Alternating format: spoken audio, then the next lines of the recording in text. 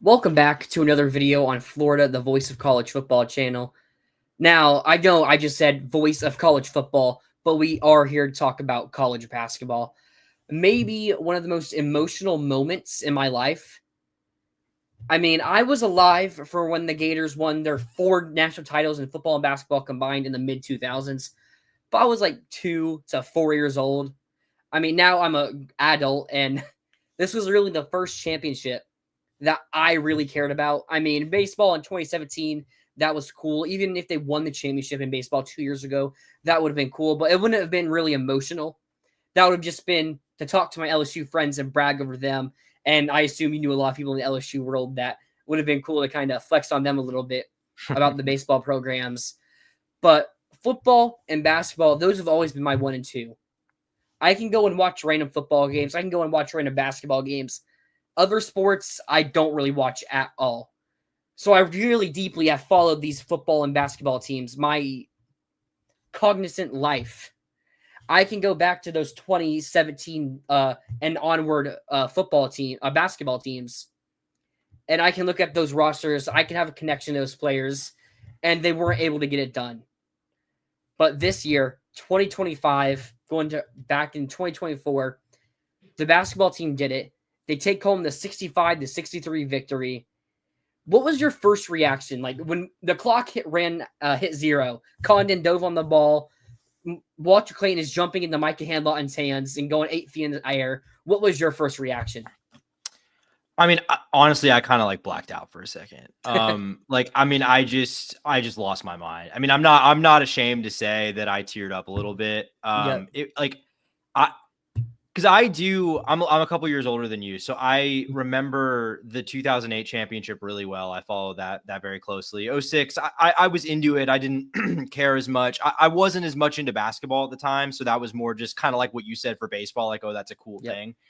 But I mean, when I was a kid, like we were winning championships left and right. And I kind of just thought that's how it was always going to be. And I've waited 17 years for this moment. So, I mean, and I'm sure a lot of people can relate to that feeling. So, I mean, it was just, it was surreal, to be honest with you. Like just the fact that this team was able to finish and playing a game that against Houston that I thought they played a really good game, all things considered, but it was certainly not the kind of game they wanted it to be. No, that's not the kind of game Todd goes in and wants, style wise, the tempo. I mean, obviously scoring only 65 points. Not, if you told me going in nothing other than Florida scores 65 points, I would have been like, it wasn't uh-oh. Yeah, I mean, I would have thought it was an uh-oh and like this might not even be close. If you're holding Florida's defense that much in check. Well, I mean, I think we both predicted Florida to score 79 and 75, something like that. I think I had 74 as my score. Okay, yeah. So we both had it like in the mid 70s, and even then that was me being conservative because I respected Houston's defense, which was unreal. I mean, Houston was such a good team. I mean, it really feels so accomplished for the Gators to have won that game because, I mean, Houston really did give them their best game. They had a great plan coming in. I thought they, everything they were doing with the ball pressure and locking down Walt. I mean, they sold out to stop Walt. Yep. And, early in the game, they kind of got beat on some of those like transition breakouts inside. They tightened that up really well, though. Like they just everything about their defense was really humming for this whole game. And it took, it took the thing that we said had to happen, which was Will Richard getting hot. Will Richard comes out, leads the team with 18 points, really hits those. I think there were a few moments in this game that, Houston really had the opportunity to deliver a kill shot, kind of where they were maybe up 6 or 7 or 8 or something like that. Or, I mean, even when they were up 12 and could have pushed it to 14, like, there were a few opportunities they had in this game, and one, because I was rewatching earlier today, the game, one that kind of stuck out to me was pretty early in the game. Florida fell down 16-10, or something. Yeah, like it was 16 to 10. Okay, yeah, they were down. Maybe I'm thinking like 19-10 or something, because they were down 6 or they were down like 9, and Will Richard hit like back-to-back 3. I don't remember what the exact numbers were. I think it was 16-10. Will Richard hit a 3. Houston went and scored. Will Richard hit another 3. That's right. To make it 18-16, and then they hit a 3, and then we got 2. We got a stop, and then Will Richard hit another 3 to tie it at 21. Yeah, I mean, Will Richard like picking that exact moment to catch fire when like Yep. the team was about to go down, maybe potentially even double digits early in the first half. Like that was just one of so many moments in this game where it like, you know, a lot of things went wrong for Florida, but at the same time, every time they really needed a play, they got one and allowed them to hang in there and kind of, I mean, it didn't really feel like, it still felt like we were playing from behind, even when we had the opportunity to take the lead Mhm. there. In the final minute, it was like, oh, this is okay. Like this is real. Like we're actually have the opportunity to seize control of the game. And I mean, in spite of how well Houston played, just because of really timely plays like that. Yeah, I mean, I'll go back when I was asking you like what you did like the second we won. I mean, I was standing for a majority of this game. That's why I like going to Hmm. that's why I like going to these games because everyone's standing with me, not just my dad sitting in his chair, Yeah. screaming at the TV and at the players. But this clock at 0, I recognized it instantly. I went over to go hug him, and he was kind of just sitting there like, "Wait, we won." Then he kind of just jumped up, and Yeah. I gave him a hug and everything, and then we kind of just like let it set in for a moment that we had won the championship because the reaction, it was real. And this was a game where we trailed for 38 minutes and 56 seconds. I think we led for a total of a minute and 4 seconds in this game, Hmm. including the final 47 seconds of this game. Um, but everything, it was so amazing. I would have loved for us to go out there and blow them out, but to go out there and win it like we did, it made the emotion. I think it made the emotions bigger. Like, I don't really know how to describe it. Like, that's how it was. But getting back into the game, Will Richard, his first half, that really kept us in the game. He had what, 11 or 14 at halftime I in want the to say first half. 14, actually. 14 sounds Yeah, right to me. I think it was But 14. That's what I heard, but I couldn't remember if he actually had that. Finishes with 18, but I mean, first half he was amazing. The first 10 minutes, Alex Condon was just absolutely terrible. I mean, 3 travel calls and like 3 back. I think it was travel, and like 2 possessions, and then another travel. Then I mhm. mean, the game. It felt like Houston was kind of rushing us, which is like, yeah, we want the pace to go quickly, but they were rushing us and we were being sloppy, and that really Mhm. got onto Condon and Walter Clayton pretty early on. Like they Yeah. both were scoring. I mean, not both scoring, but Condon, he had our first 4 points, and Walter Clayton had 5 assists in that first half.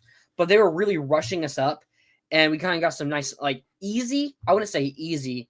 Like I mean, we were getting back on the offensive end really quickly for a lot Mhm. of easier dunks and layups, which is how Condon was able to score so much in this game. And, going into halftime, only down 3 points. When you look at the half, this is probably the best case scenario for Houston, except for the fact that Florida somehow only down by 3. Because maybe they could have hit a couple more threes. I mean, both teams were struggling to shoot outside of Will Richard in that first half. But, I mean, outside of that, game plan wise, everything went right for Houston, and almost everything went wrong for Florida. Yeah.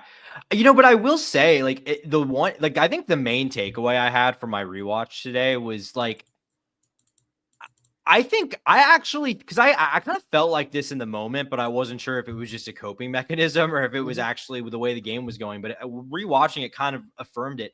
I really don't think, like, I actually think Florida was playing pretty well at the start of the game. Like, I mean, as good as Houston's defense was, Florida was matching them completely.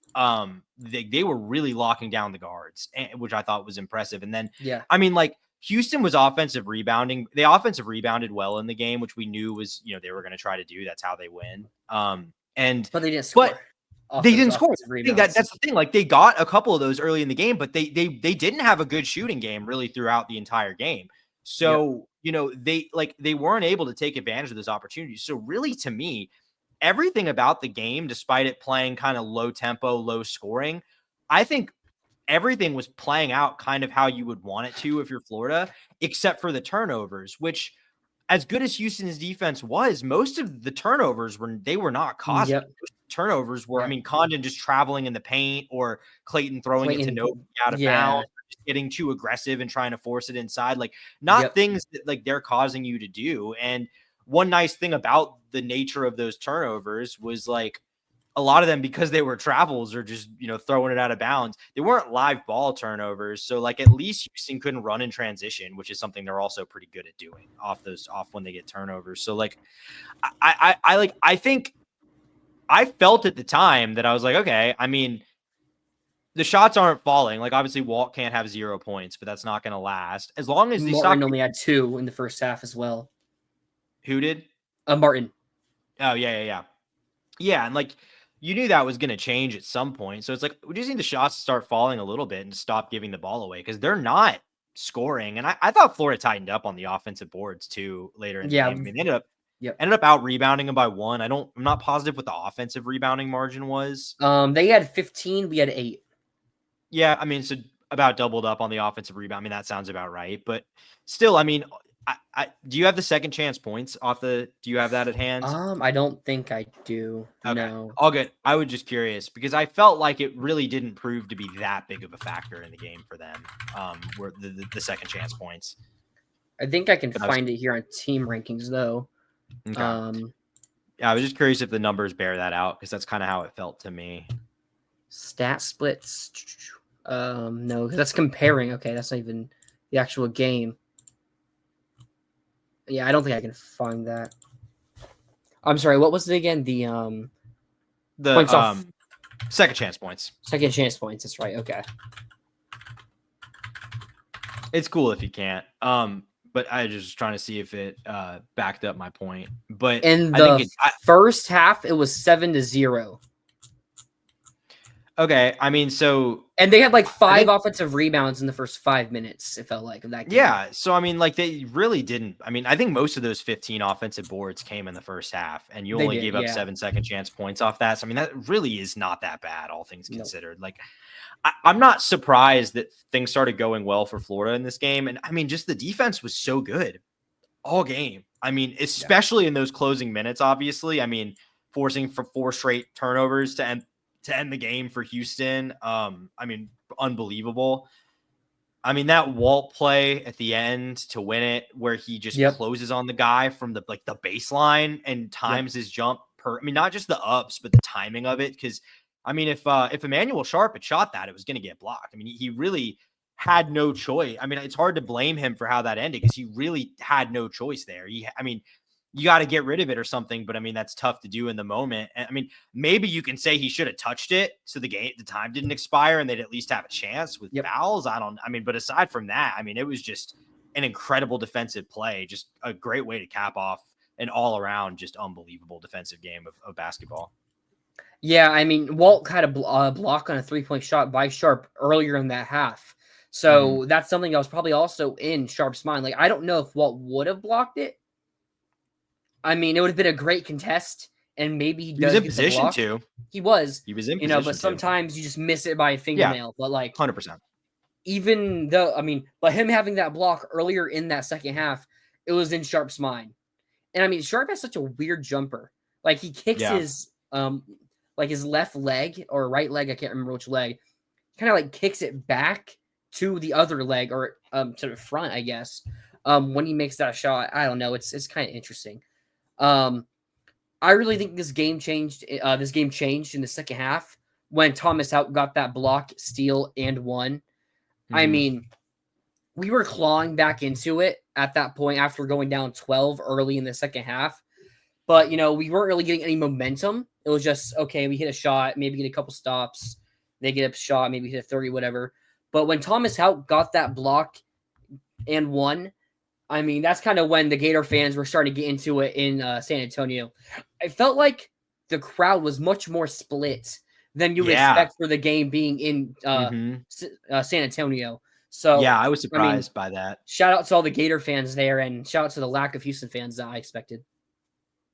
Yeah, my brother who lives in Houston was actually at that game. He went to Florida. He doesn't really care about sports, but he made it to San Antonio for the game.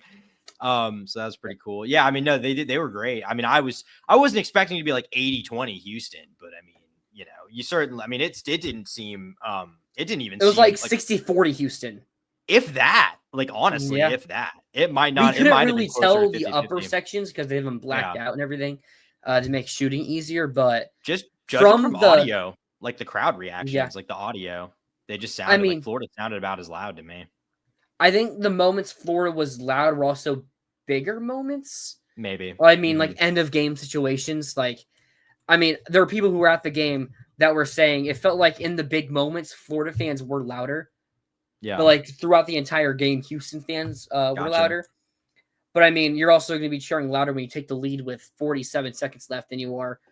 I mean, extending it to 10 with 15 minutes left in the game.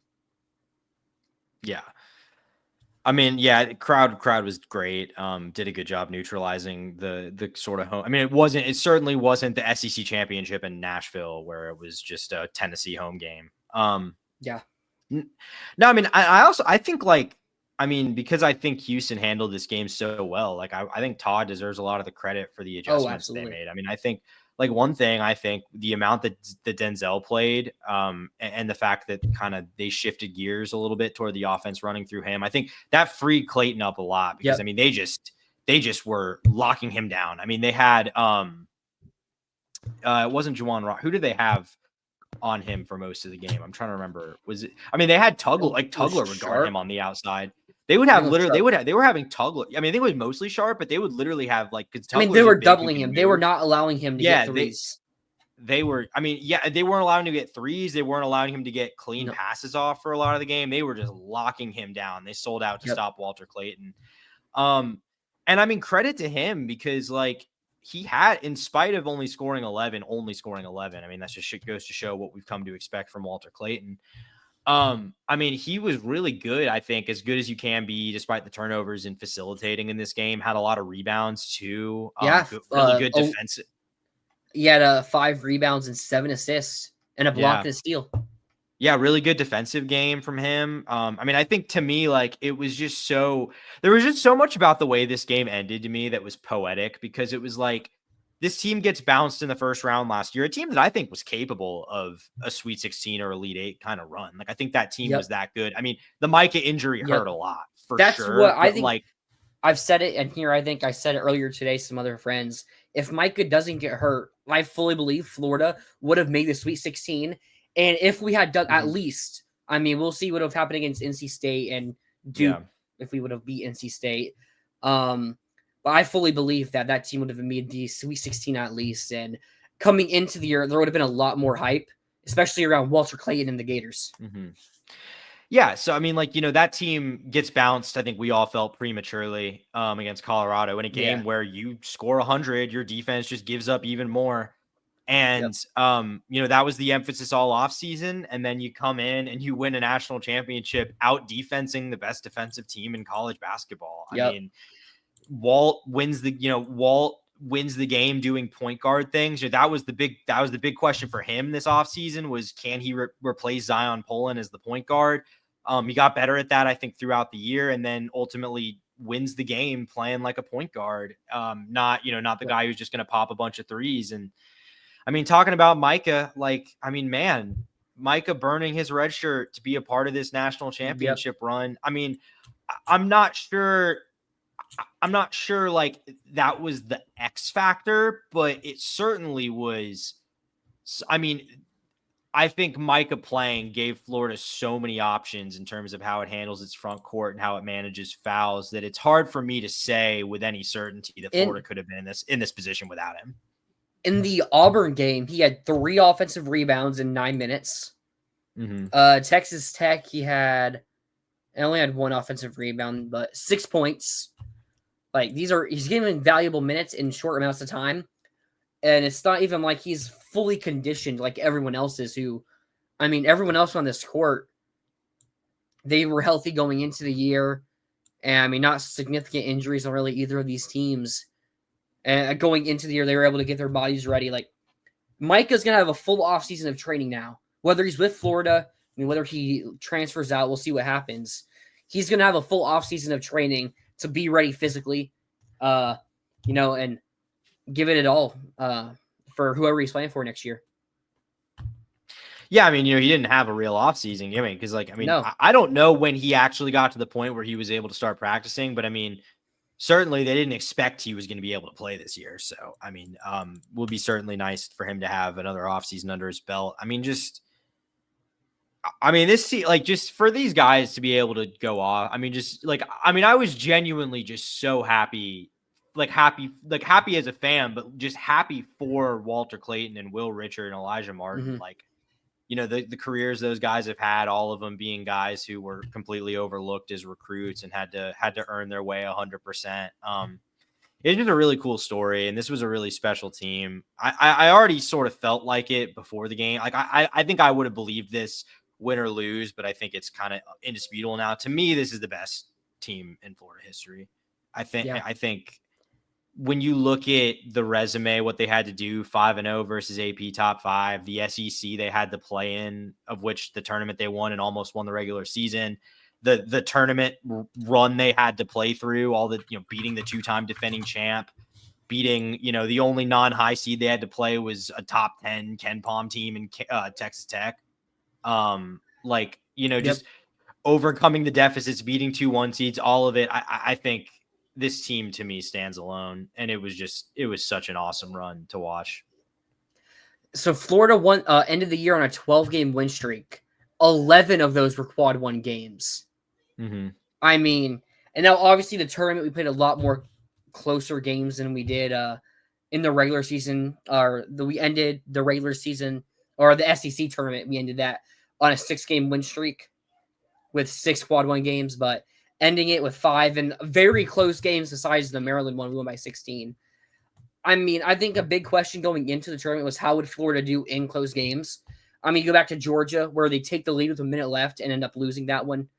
Or even the Missouri game, a game that they had a chance to win, and even Kentucky. The games they lost were really those close games and didn't win many close games in SEC play or the SEC tournament to then have that UConn game where you're trailing by 6 with 5 minutes for Walter Clayton to step up, hit back-to-back tough contested threes, win it. Go beat Maryland comfortably. Then Texas Tech, you're trailing by 10 points with 5 minutes, 9 points with 3 minutes. And Thomas Houck and Walter Clayton hit, 4 straight threes to go take the lead and win that one. Then the Auburn game, you trail by 9 points in the second half of that one. You go out there, close that. And then this game, trail by 12. I mean, it just shows the grit of this team, the fight, and it's thanks to that senior leadership. It's something I'm severely going to miss. Yeah, like I remember at halftime saying, because I was watching it with my dad and uncle, and I remember just saying at halftime, like, no matter what happens, guys, like we got one more half of Walter Clayton. Like we need to enjoy that. Like, because I mean, this group of this is just such a special group. I mean, I thought the 2014 group was special, and they were. But this is just these guys are just another level. I mean, the depth this team has, the athleticism, the talent, like it. And I mean, Todd Golden gets credit for pretty much all of it. Pretty much this whole team is a testament to his both evaluating and developing skills. Only one top 100 recruit. People have said that, hammered that point to death, but it's pretty crazy when you think about it. None. Ruben was, I'm pretty sure. No, Ruben was 130 or something. He was a 4-star, but he wasn't top 100. We didn't have a single top 100 recruit. Gotcha. Let me double check 247. I'm pretty sure. Okay, maybe maybe I was just thinking. Maybe I was thinking 4 or 5 stars. Yeah, he was 120 or 101 on the composite. 101. Okay. Gotcha. Very close. Okay. But even more so then. Yeah, and I mean, unfortunately, now it's like no more Will Richard. 3 years.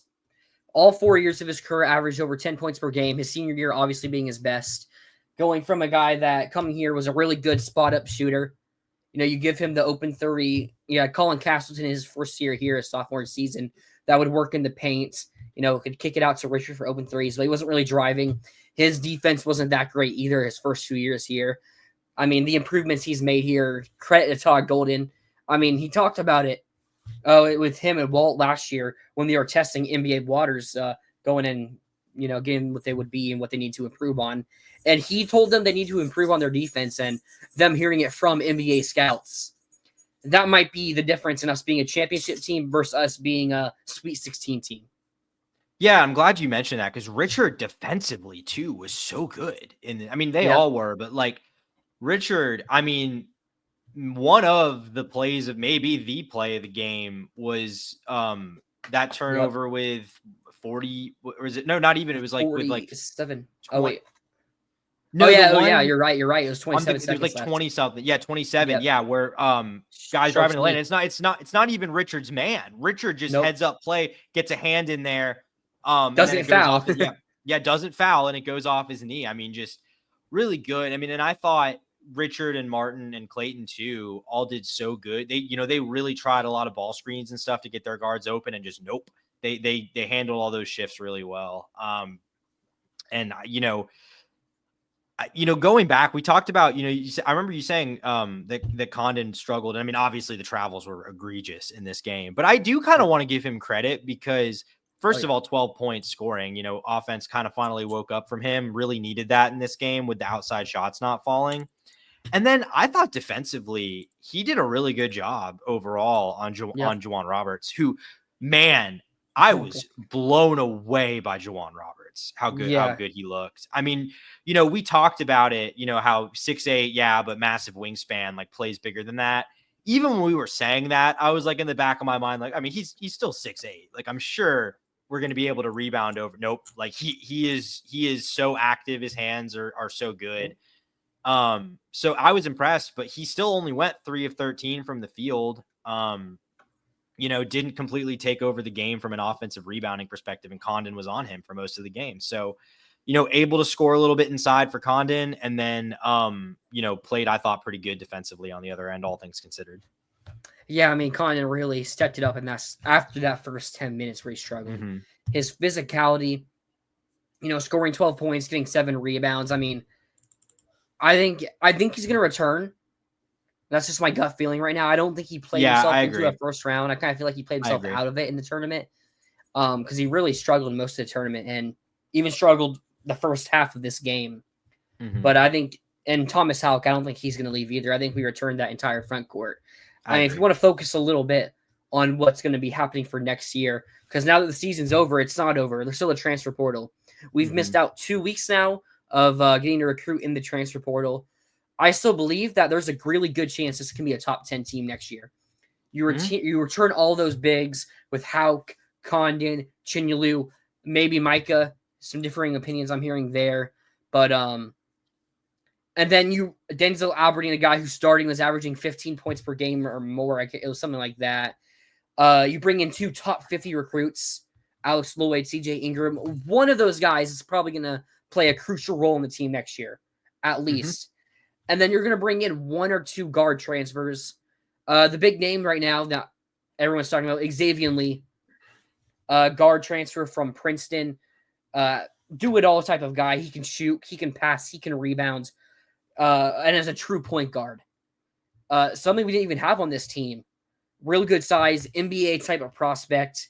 It would be a really good get from Todd Golden. And another name, Bryce Lindsey from James Madison. He has 3 years of eligibility. Got a medical redshirt his first year at Texas A&M. And then spent a year at James Madison where he averaged like 13, 2, and 2. A guy who can be a 3-year player here. Really good shooter, like 41%. 41%. So I still think Todd has his plans for next year.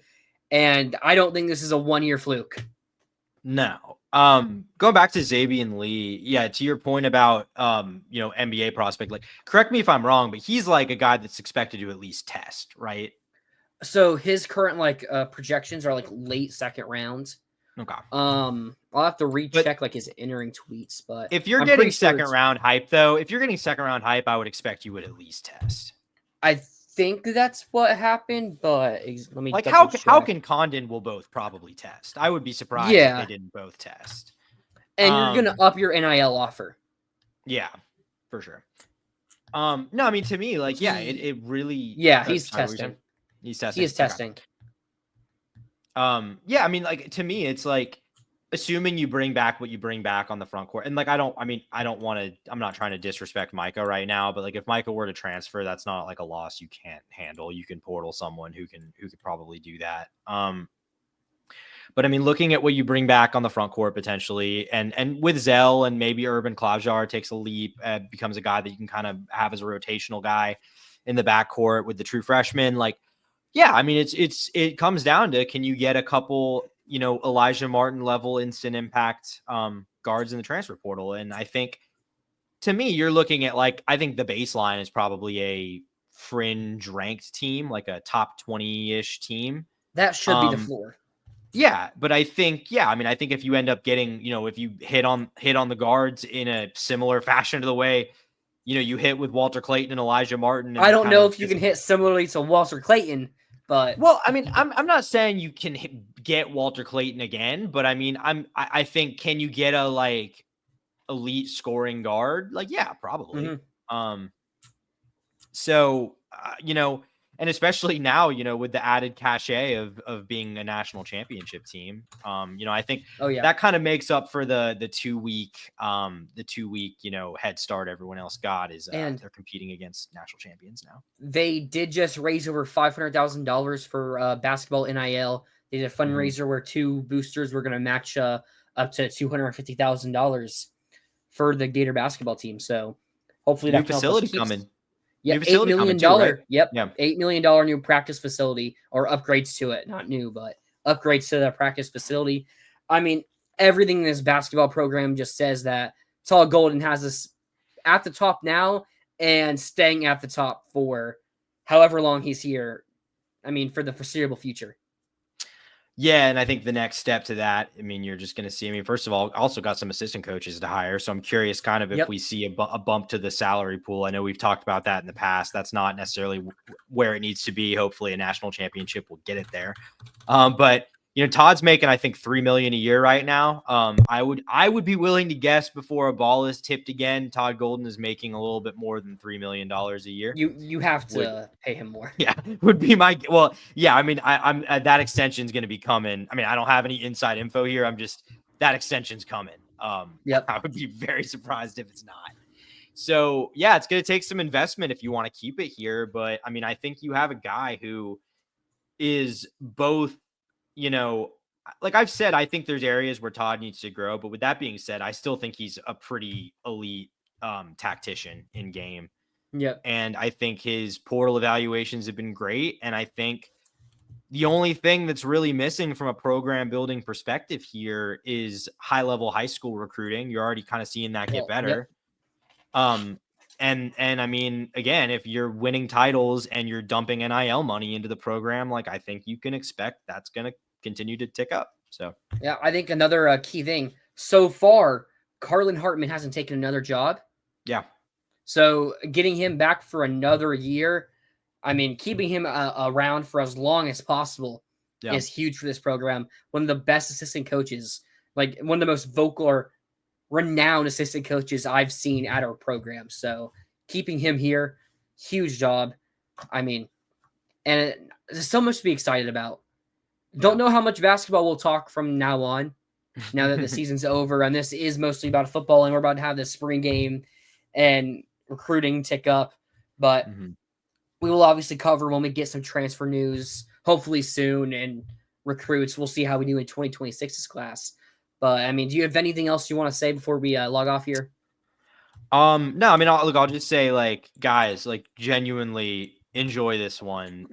This fan base deserves it. Don't let anyone tell you that Florida fans are spoiled or that they don't appreciate what they have. It's been way too long since this team, since in football or basketball, this school was competing at a championship level.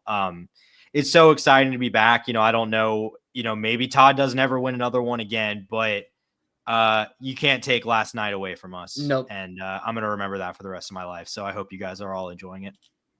I mean, let's hope we're not just going into the golden era in basketball, but we continue that up with so far, when a basketball coach wins his first championship at Florida, there's a 100% success rate that the football coach will also win his first national championship.